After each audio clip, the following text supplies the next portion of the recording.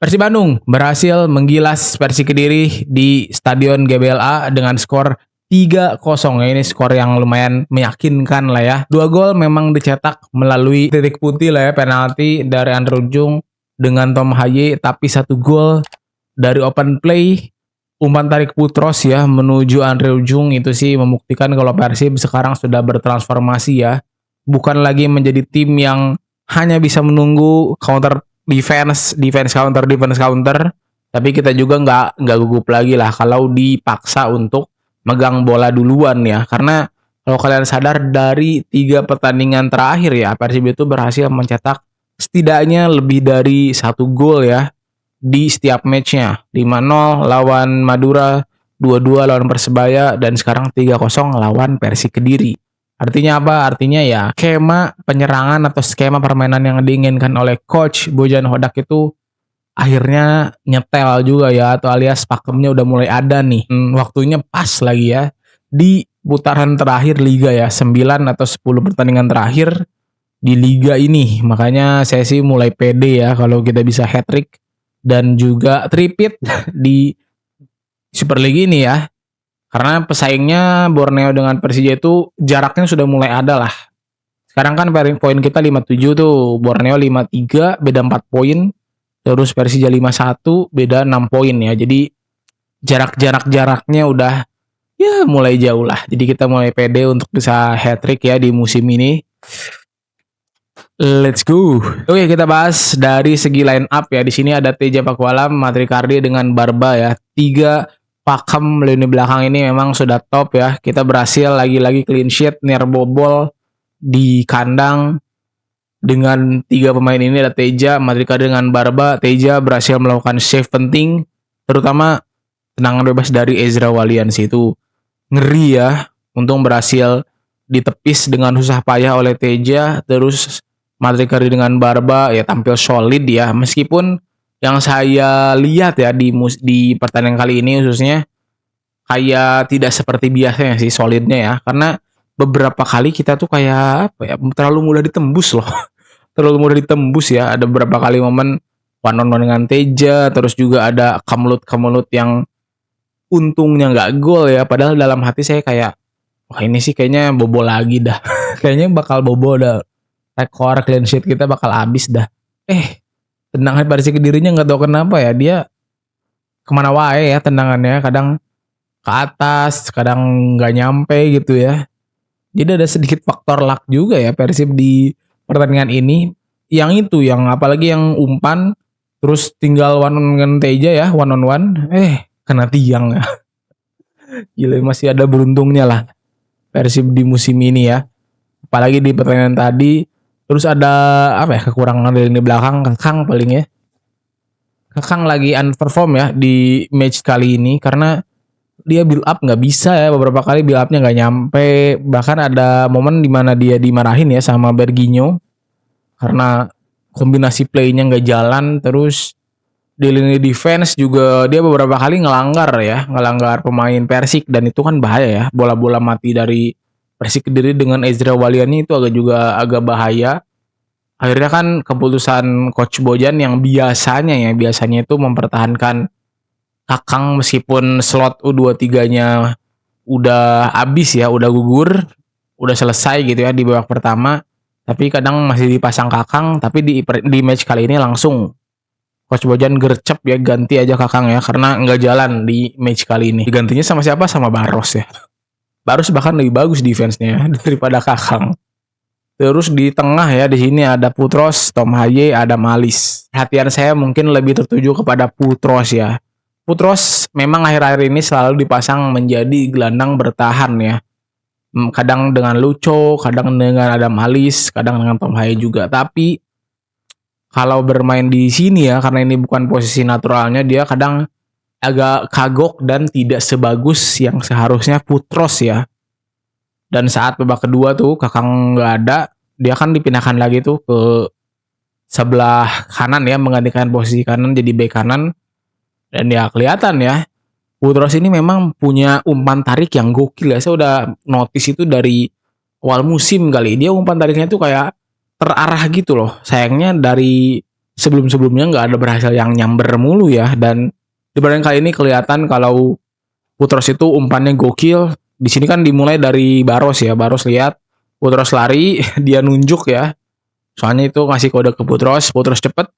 Dan umpan tarik Putros ya itu nggak sekedar umpan tarik kayak Febri gitu ya. Kadang kan umpan tarik Febri nggak ada orang gitu ya. Dia Putros tuh ngelihat dulu ya. Oh, nih ada siapa aja di kotak penalti, ada backnya siapa aja, dan kelihatan itu umpannya susah loh. Di sini kan ada berapa? Tiga pemain Persik Kediri, Persik, Andre Ujung, Persik, dan ada kiper. Dia umpan bisa pas gitu loh ke Andre Ujung ya. Meskipun positioning Andre Ujung kan memang bagus juga sih.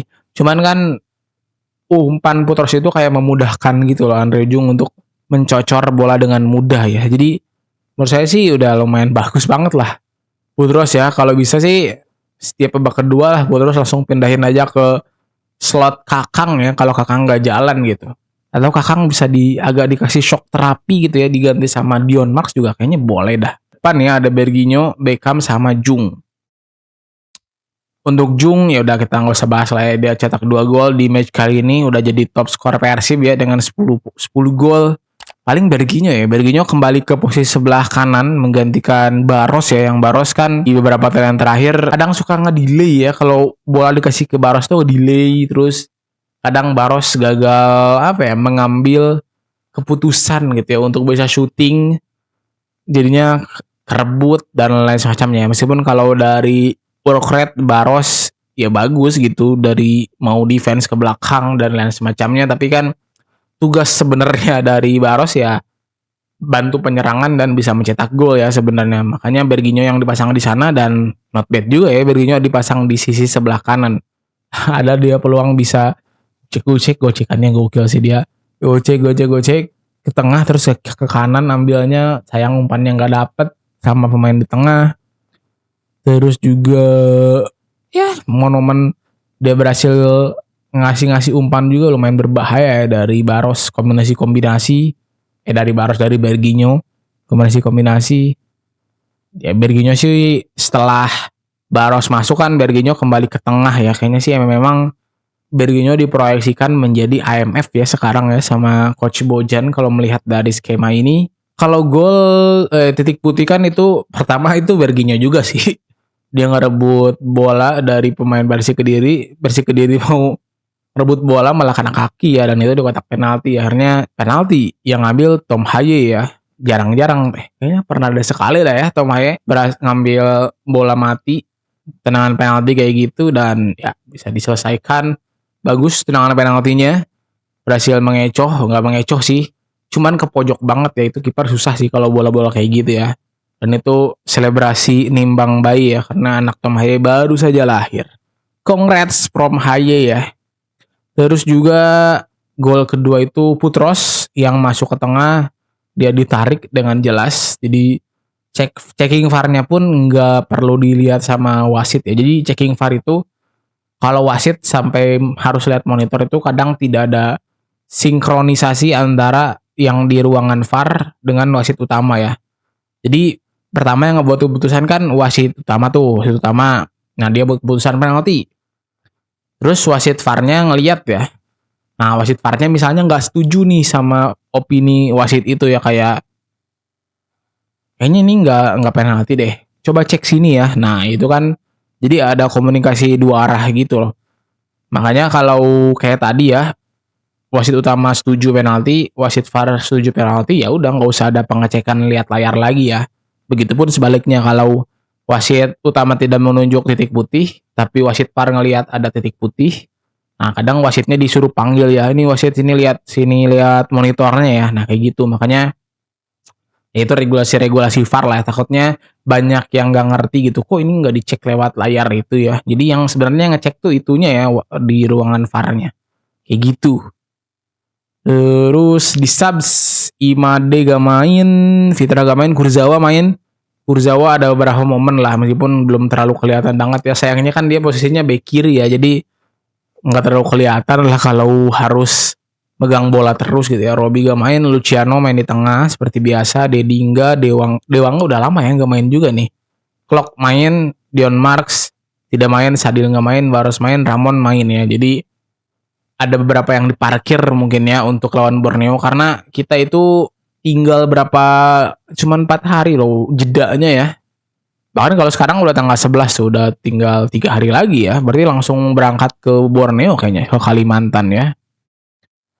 Tanggal 15 kan ya, tanggal 15. Tanggal 15 di Borneo. Sekarang tanggal 10, 11, 12, 13, 14, 10, 11, 12, 13.